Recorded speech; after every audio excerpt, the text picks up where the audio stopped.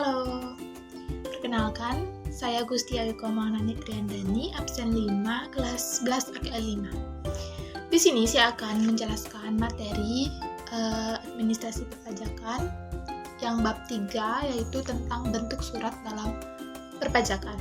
Nah, adapun peta konsep dari materi kali ini yaitu sebagai berikut. Baik, kita mulai dari yang sub A, yaitu surat pemberitahuan pajak. Surat pemberitahuan pajak adalah surat yang oleh wajib pajak digunakan untuk melaporkan perhitungan dan atau pembayaran pajak, objek pajak dan atau bukan objek pajak, dan atau harta dan kewajiban menurut ketentuan peraturan perundang-undangan perpajakan. Fungsi-fungsi surat pemberitahuan pajak. Yang pertama, bagi wajib pajak PPh, yaitu sebagai sarana untuk melaporkan dan mempertanggungjawabkan perhitungan jumlah pajak yang terutang. Yang kedua, bagi pengusaha kena pajak, yaitu sebagai sarana untuk melaporkan dan mempertanggungjawabkan perhitungan jumlah pajak pertambahan nilai atau yang disebut PPN, dan pajak penjualan atas barang mewah atau PPNBM yang sebenarnya terutang.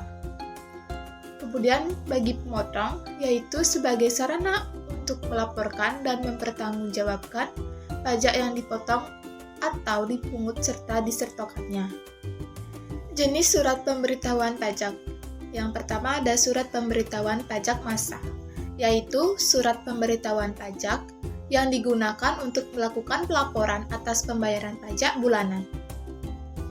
Yang kedua, surat pemberitahuan pajak tahunan atau SPT, yaitu surat pemberitahuan yang digunakan untuk pelaporan tahunan.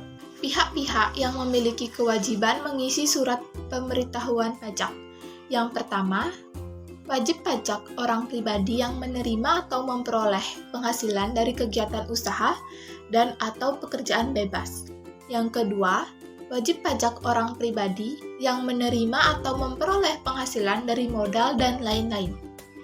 Yang ketiga, orang asing yang berada di Indonesia lebih dari 183 hari dalam jangka waktu 12 bulan, atau orang yang dalam 1 tahun pajak berada di Indonesia dan mempunyai niat untuk tinggal di Indonesia. Yang keempat, warga negara Indonesia yang bekerja pada perwakilan negara asing dan perwakilan organisasi internasional. Yang kelima, pejabat negara, PNS, anggota TNI atau Polri, dan pegawai BUMN atau BUMD. Nah, selanjutnya ada batas waktu penyampaian SPT. Dapat dilihat dalam tabel berikut ini.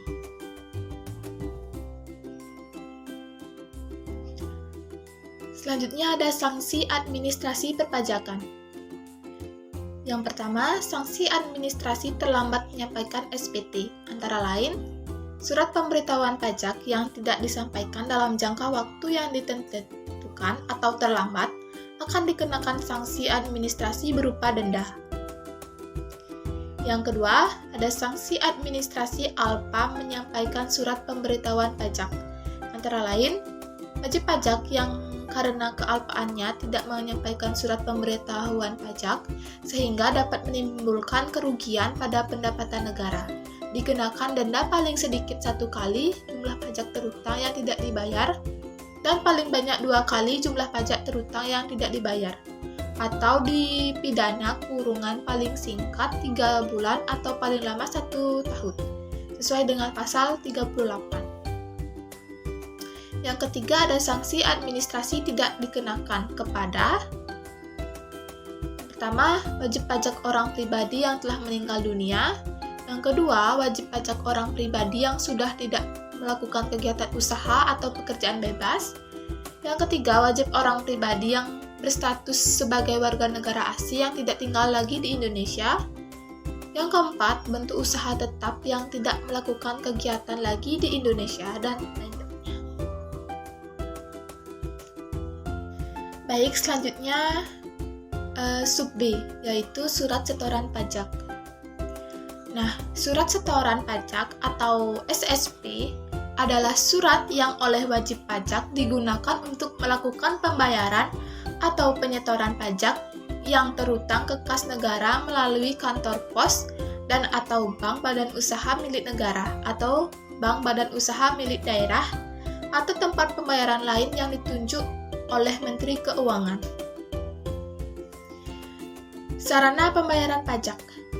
Surat setoran pajak berfungsi sebagai pengganti bukti potong atau bukti pungut antara lain pembayaran PPN impor, PPN bendaharawan, PPh pasal 22 impor, PPh pasal 22 bendaharawan. Yang pertama ada surat setoran pajak standar.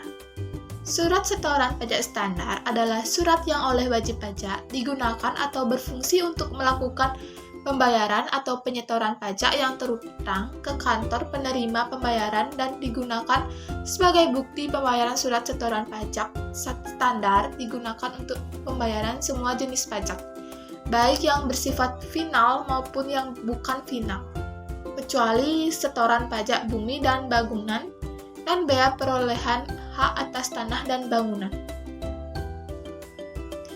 Yang kedua ada surat setoran pajak khusus. Surat setoran pajak khusus adalah bukti pembayaran atau penyetoran pajak terutang ke kantor penerima pembayaran yang dicetak oleh kantor penerima pembayaran dengan menggunakan mesin transaksi dan atau alat lainnya yang isinya sesuai dengan yang ditetapkan dalam keputusan Ditjen Pajak dan mempunyai fungsi yang sama dengan surat setoran pajak standar dalam administrasi perpajakan. Yang ketiga ada surat setoran pabean, cukai dan pajak dalam rangka impor atau yang disingkat SSP-CP.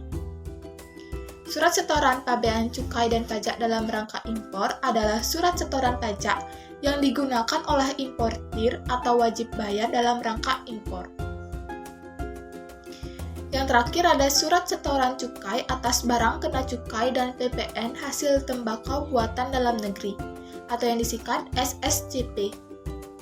Ini adalah surat setoran pajak yang digunakan oleh pengusaha untuk cukai atas barang kena cukai dan PPN hasil tembakau buatan dalam negeri. Kedua ada batas waktu pembayaran pajak. Nah, batas waktu pembayaran pajak dapat kita lihat dalam tabel ini. Baik, kita lanjut untuk yang sub C, yaitu surat ketetapan pajak atau SKP. Surat ketetapan pajak adalah surat ketetapan yang meliputi surat ketetapan pajak kurang bayar, surat ketetapan kurang bayar tambahan, surat ketetapan bayar nihil, atau surat ketetapan lebih bayar. Nah, surat ketetapan pajak merupakan hasil dari proses pemeriksaan pajak yang dilaksanakan oleh petugas fungsional pemeriksa pajak maupun penyidik pajak atau hasil penelitian dari petugas pengawasan dan konsultasi pajak. Nah, selanjutnya ada fungsi surat ketetapan pajak. Fungsi surat ketetapan pajak adalah sebagai berikut. Yang pertama, alat untuk menentukan besarnya pajak yang terutang. Yang kedua, alat untuk memberitahukan jumlah pajak yang terutang kepada wajib pajak.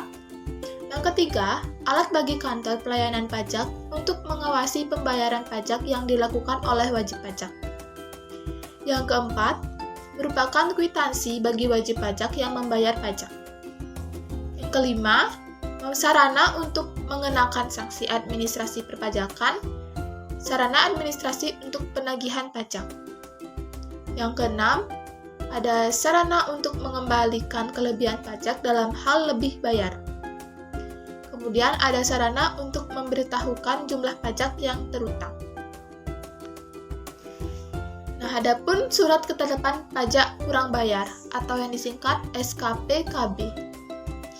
Ini adalah surat ketetapan pajak yang menentukan besarnya jumlah pokok pajak, jumlah kredit pajak, jumlah kekurangan pembayaran pokok pajak, besarnya sanksi administrasi, dan jumlah pajak yang masih harus dibayar.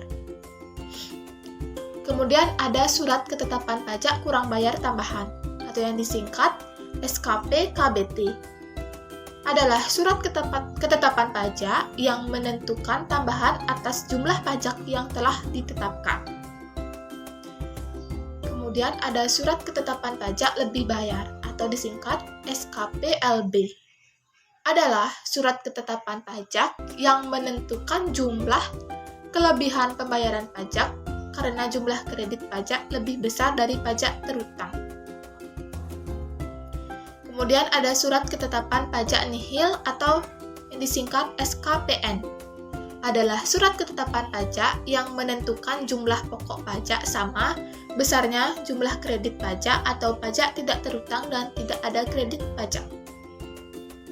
Oke, selanjutnya kita lanjut ke sub D, yaitu surat tagihan pajak atau STP. Nah, surat tagihan pajak atau STP ini adalah surat untuk melakukan tagihan pajak dan atau sanksi administrasi berupa bunga atau denda. Nah, surat tagihan pajak ini diterbitkan apabila yang pertama, pajak penghasilan dalam tahun berjalan tidak atau kurang dibayar. Yang kedua, dari hasil penelitian terdapat kekurangan pembayaran pajak sebagai akibat salah tulis dan atau salah hitung wajib pajak dikenai sanksi administrasi berupa denda dan atau bunga. Yang ketiga, pengusaha yang telah dikukuhkan sebagai pengusaha kena pajak tetapi tidak membuat faktur pajak atau membuat faktur pajak tetapi tidak tepat waktu. Yang keempat, pengusaha yang telah dikukuhkan sebagai pengusaha kena pajak yang tidak mengisi faktur pajak secara lengkap. Yang kelima, pengusaha kena pajak melaporkan faktur pajak tidak sesuai dengan masa penerbit faktur pajak. Yang keenam, pengusaha kena pajak gagal berproduksi dan telah diberikan pengembalian pajak masukan. Nah, sekian video materi dari saya. Saya mohon maaf apabila ada kesalahan atau kekurangan dalam penjelasan materi tadi. Saya ucapkan terima kasih yang sebesar-besarnya. Sampai jumpa.